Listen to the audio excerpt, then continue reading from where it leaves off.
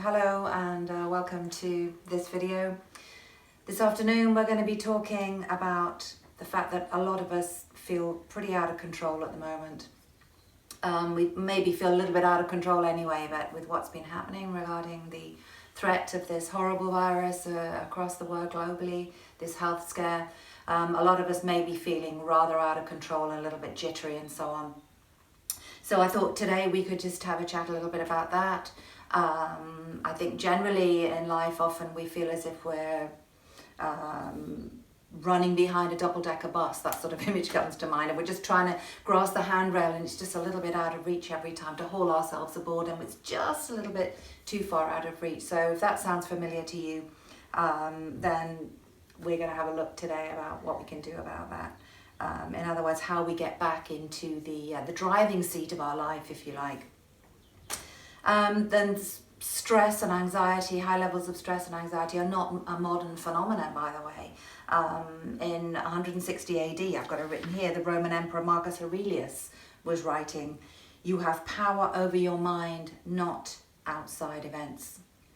Realize this and you will find your strength." So you have power over your mind, not outside events. Realize this and you will find your strength. So what was he actually talking about? Power over our mind. How? So if we have a look at what our mind does most of the time, we are all, thinking far too much. Our mind goes from thought to thought to thought, and it's a little bit like, you'll have probably heard the phrase, the monkey mind. It's like a monkey that swings from branch to branch, from tree to tree. In other words, we're all getting too caught up with the passing events in our world, and of course at the moment on the news, these really very negative messages that can cause a lot of panic in our mind. And our mind is really swinging just like that monkey. So your mind is a very, very powerful thing, and a lot of us don't really totally understand it. It can do lots of things. For example, it can time travel. So the body can't time travel, but the mind can, and it does. We go over conversations we've had with somebody yesterday, day before, or even 10 years ago, or so on. And also we often dwell on past resentments, mistakes we've made before. We go over them and we rehash them. We dwell a lot in the past. And alternatively, we think about the future, a lot of anxiety in our mind. Are we even going to survive? Are we going to get this terrible virus? This is all around in our mind at the moment. And very rarely are we actually rooted in the present moment, in now. And of course, mindfulness is very much about learning just to start to live now rather than dwelling on the past and the future. And this type of thinking, as I've said, is called the monkey mind, this sort of endless chatter. But it's also got another name, and that is the lower self. So one of my favourite teachers and writers, Susan Jeffers, talks about the lower self, this chatterbox, she calls it, this often endlessly going on and on, sort of bullying really this the nature of the thoughts that the mind can become, when the thoughts the mind can engender when we're in what we might call the lower self, a very negative mindset. And it often acts against us and talks like our worst enemy, and I'm sure you know exactly what I mean on that. But we can rescue ourselves and move into our, what we might call our higher self. So this higher self mind is characterized by loving feelings towards ourselves and others, by compassion, by empathy, by generosity, kindness, and it's forward-looking and optimistic. So if we can possibly move ourselves into this mind that's already here, right where we are, and it certainly only dwells, it's only here, right in the present moment. So I'm going to suggest that we consider babysitting our mind, because one of the many extraordinary things about your mind is it can not only think, but it can also be aware that it is thinking.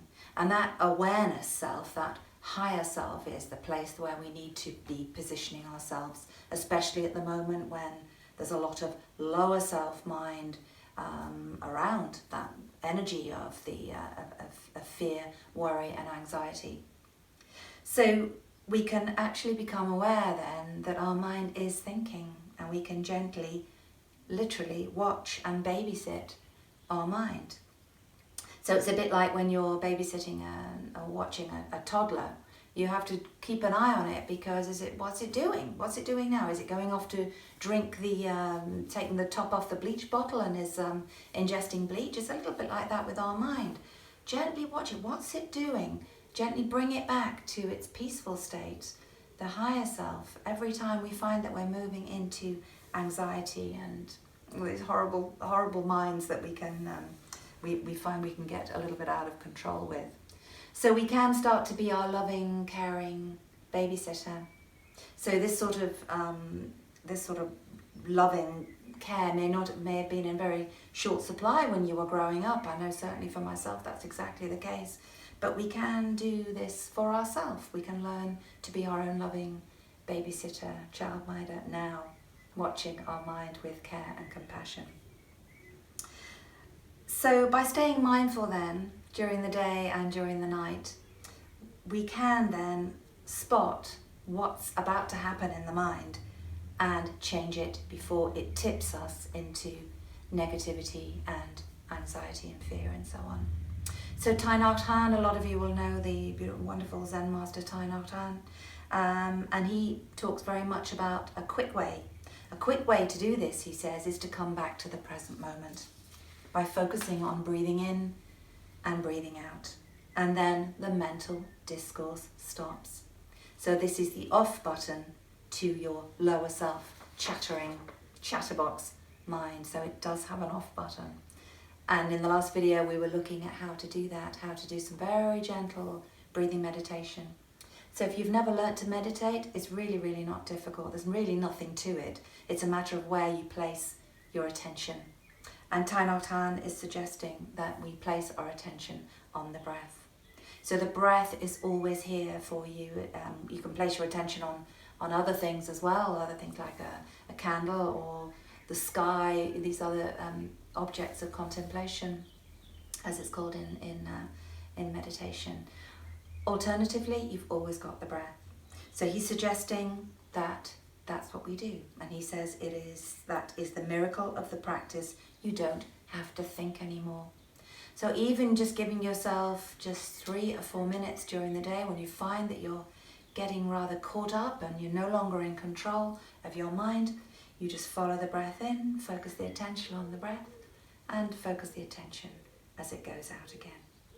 So no great effort is needed. We can even name it maybe in, out.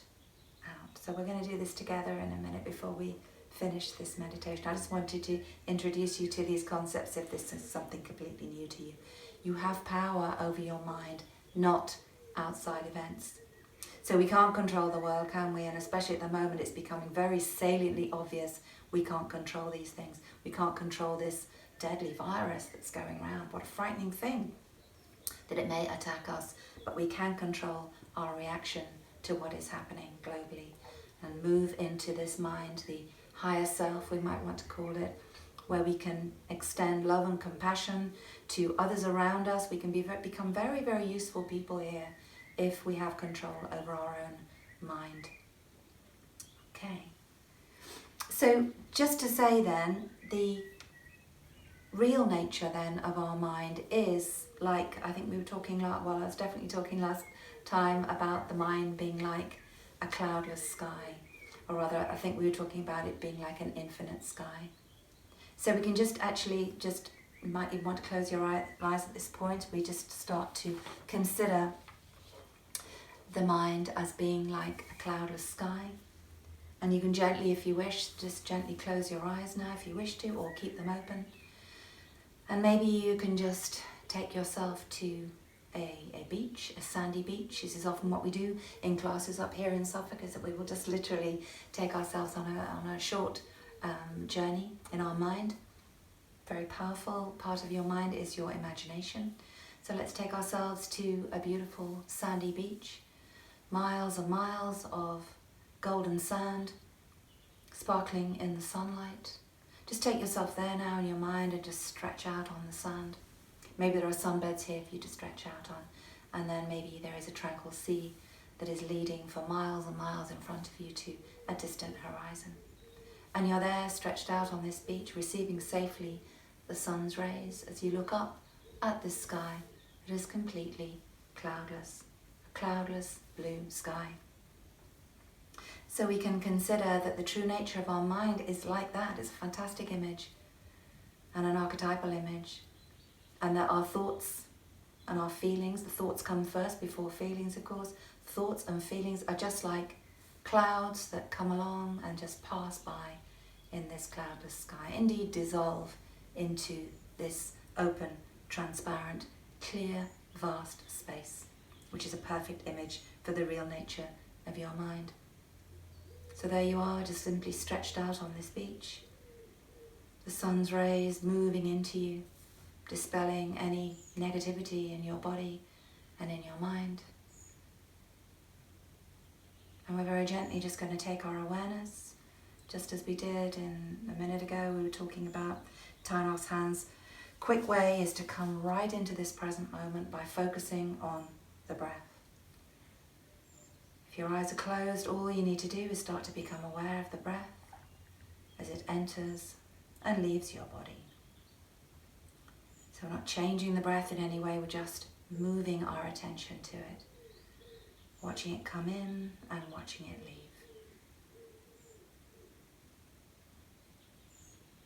No great effort at all is needed, we are told by Thich Nhat Hanh. And we're gently bringing ourselves home to this present moment, right here. The chattering lower self-mind has been sieved out, it's been turned off, and you're just here,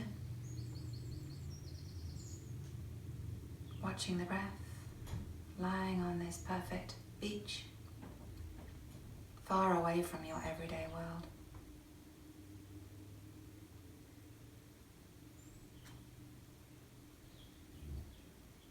If you get distracted, just gently bring your attention back to your breathing, back to that image of looking up at that clear blue sky.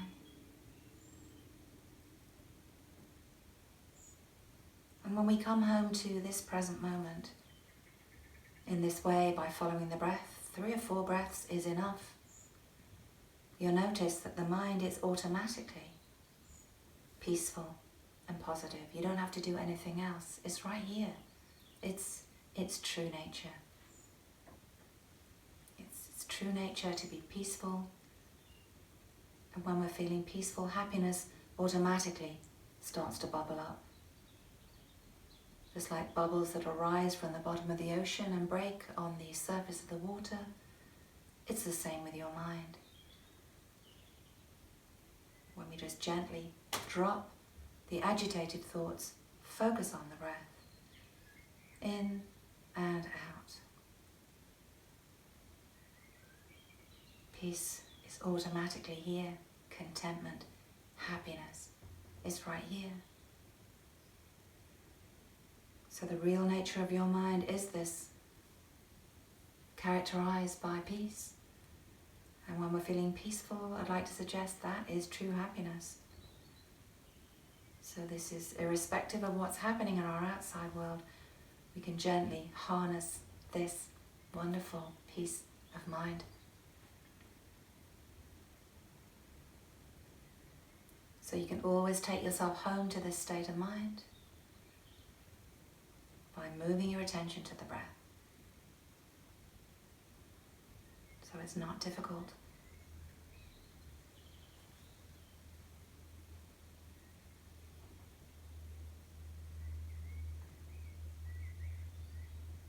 Just keep going, just 2 or 3 mindful breaths. You can stay on that beach looking up at that clear blue sky, waves gently breaking on the sand. As you breathe in, maybe beginning to imagining breathing in this pure sea air. Breathe it in, let it fill your body, fill your mind. Turning your face up to the sun, just starting to Breathe in a little bit of this pure light from the sun. It moves inside you, filling up every single cell.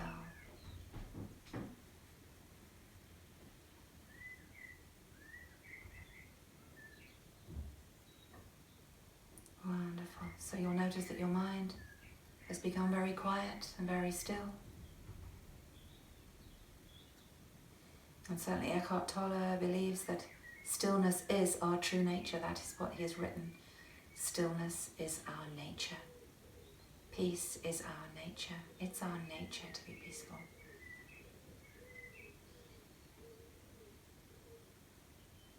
Wonderful. So if you've got your eyes closed, you can gently just open the eyes. Take in the room again where you are, this space where you are seated or maybe even lying down. And just before we go out back into the outside world, I'm just going to gently just show you a way that you can protect your personal energy field. So each one of us has a personal energy field of thoughts and feelings all the way around us. And it's really important, especially at the moment, to gently protect that positive space that we have discovered that is right here where you are. So a lovely one that I normally do is to just place myself in bright white light. So like light from the sun, so if you imagine that meditation where we were a minute ago, that place, and just place yourself in bright white all the way around.